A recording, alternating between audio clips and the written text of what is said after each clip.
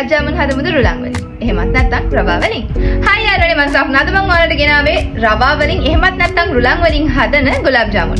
එහෙනම් වීඩියෝ එක ස්කිප් නොකර බලලා ඔයාලත් try කරලා බලන්න. මුලින්ම කරන්න තියෙන්නේ හැම වෙලේම වගේ සීනි පැණි එක හදාගන්න තියෙන්නේ. සීනි කප් එකක් දාගත්තා. ඒ කප් එකේ වතුර එකක් දාගත්තා. ඊට පස්සේ ඒක හොඳට රත් වෙන තිබ්බා. ටික වෙලාවක් යනකොට අපිට සීනි පැණි එක හදාගන්න පුළුවන්. සාමාන්‍යයෙන් අපි හැන්දෙන් ගත්තාම බිංදු 2-3ක් වැටෙන විදිහට. ඇදී බිංදු 2-3ක් වැටෙන විදිහට තිබ්බනම් හොඳටම ඇති. අතින් ඇල්ලුවාම නිකන් අමුතු සිල්ක්නස් එකක් තියෙනවා. එතකොට අපේ සීනි පැණිය හරි. ඊට පස්සේ තියෙන ආයෙ හට්ටියක් අරන් ඒකට අපේ රුලන් ටික දාලා රුලන් ටික බෙද ගන්න තියෙන්නේ. ලොකුවට බෙද ගන්න එපා. ලාවට බෙදගත්තාම හොඳට මැති. ගාන කොහොමද කියලා කිව්වොත් සාමාන්‍ය රුලන් බෙදෙනකොට සුවඳක් එනවනේ. ඒ ගානට බෙදගත්තාම හරි. ඊට පස්සේ අපිට තියෙන්නේ කිරි එක දාන්න. මම මේ රත්ති එකක් අරන් ඒකෙන් කිරි එක හදාගත්තේ. ටිකක් උක්කුවට හදාගත්තා. ඒක දාලා හොඳට කලවම් කරලා අර කිරි එක ඔක්කොම හිඳුනාන් පස්සේ ඒකට අපිට සීනි තේ හැඳි 3ක් දාගන්න ඕනේ. ඒකත් දාලා හොඳට ඒක කලවම් කරගත්තාන් පස්සේ අපිට දැනෙනවනේ ඔක හට්ටිය ඇලවෙන්නේ නැහැ කියලා. අන්න ඒ වගේ ගානට ආවම පස්සේ ඒකට කිරි පිටි තේ හැඳි දෙකක් දාගන්න ඕනේ. ඒක ඔප්ෂනබල්. ඔයාලා කැමති නම් දාගන්න නැත්නම් ඔක ස්කිප් කරන්න. මම නම් දාගත්තා. ඒකත් දාලා හොඳට හැඳි ගාලා ඒකේ කැටි ඔක්කොම නැති කරාන් පස්සේ අපිට තියෙන්නේ අර හට්ටිය ඇලවෙන්නේ නැති ගානට ආවම පස්සේ ගිතෙල් තේ හැඳක් දාගන්න. ඒකත් දාගෙන හොඳට මික්ස් කරගත්තාන් පස්සේ ඔයගලන්ට දැනෙනවා සාමාන්‍යයෙන් කොටසකට යනකොට මේක හට්ටිය ඇලවෙන්නේ නැතුව අර හැන්දටම එනවා.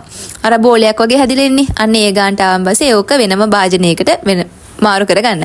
ඒ වෙනම භාජනයකට මාරු කරගත්තාන් පස්සේ හැන්දක් අරන් ආයෙ ඔක්කොම ටික කලවම් කරන්න රස්නේ හින්දා. රස්නේ ටිකක් අඩු වුණාන් පස්සේ අතින් හොඳට ඒක අනා ගන්න. අනා ගන්නවා කියලා කියන්නේ මෙහෙමයි. අපි රොටිය හදන්න පාන් පිටියක අනාගන්නේ. අන්න ඒ විදිහට හොඳට අනා ගන්න. අනාගෙන චුටි චුටි ගුලි අල්ලන්න, ලොකු ගුලි අල්ලන්න එපා. අය කියලා කිව්වොත් ලොකු ගුලි ඇල්ලුවොත් ඔයගොල්ලෝ පොල් තෙල් වල දාලා බදිනකොට ඒක පිපිරෙන්න පුළුවන්. ඒ නිසා පිපිරීම මුකුත් නැතුව ගුලි ටික අල්ලගන්න චුටි චුටි ගුලි. ඒ ඔක්කොම අල්ලගත්තාන් පස්සේ ගැඹුරු තෙලේ බැදගන්න තියෙන්නේ. තෙල් එක කොහොමද අපි හදාගන්නේ? ඒ කියන්නේ තෙල් එකේ සාමාන්‍යයෙන් ගොඩාක් උෂ්ණත්වය තියෙන්නත් හොඳ නැහැ. ලාවට උෂ්ණත්වය තියෙන්නත් හොඳ නැහැ. සාමාන්‍ය ගානට තිබ්බම ඇති. ඔයාලා ජාමුන් එක දැම්මාන් පස්සේ අර චුටි චුටි බුබුලු දාලා තමයි ඒක බැඳින්න ඕනේ. අන්න ඒ ගාන තියාගත්ත නම් ඇති. හයි ෆ්ලේම් එකේ තියන්න එපා. ලෝ ෆ්ලේම් එකේ තියලා බැද ගන්න. ඇයි කියලා කිව්වොත් එතකොට එළියෙන් ඇතුලෙන් දෙකේම බැදෙනවා. ඇතුලේ එකත් තැම්බෙනවා. එළියෙන් ලස්සනට දුඹුරු පාටට බැඳුනාම ඇතුලේත් හොඳට තැම්බිලා එනවා. හොඳට වැදගත්තාන් පස්සේ මතක තියාගන්න සීනි පැණියකට දාන්න කලින් සීනි පැණියක ආපහු රත් කරලා ඊට පස්සේ ඔයාලගේ අර බැදපු ජාමුන් ගුලාබ් ජාමුන් ටික සීනි පැණියකට එකතු කරගන්න. ඒ එකතු කරලා පැය 3ක් තියාගත්තාන් පස්සේ කාලා බලන්න මාරම රහයි. කඩේ හදන විදිහටම තියෙනවා. ඔයගොල්ලෝ කාලා බලන්න කිසි වෙනසක් නැහැ. එකම විදිහට තියෙයි.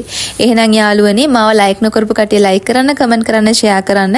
ෆලෝ නොකරපු කට්ටිය ඔයගොල්ලෝගේ ආදරෙන් චුට්ටක් දීලා ෆලෝ කරන් යන්න. මම ආයෙත් වෙනම වීඩියෝ එකකින් ඔයගොල්ලව හමු වෙන තුරු අදට මම ඔයගොල්ලන්ගෙන් සමු කරනවා. හැමෝගෙම චූටි ඉල්ලීමක් පුළුවන් හැමෝම මාව ෆලෝ කරන් යන්න කියලා. එහෙනම් යාළුවනේ හැමෝම පරිස්සමෙන් ඉන්න කියලා මම ඉල්ලන ගම මම අදට සමු ගන්නවා.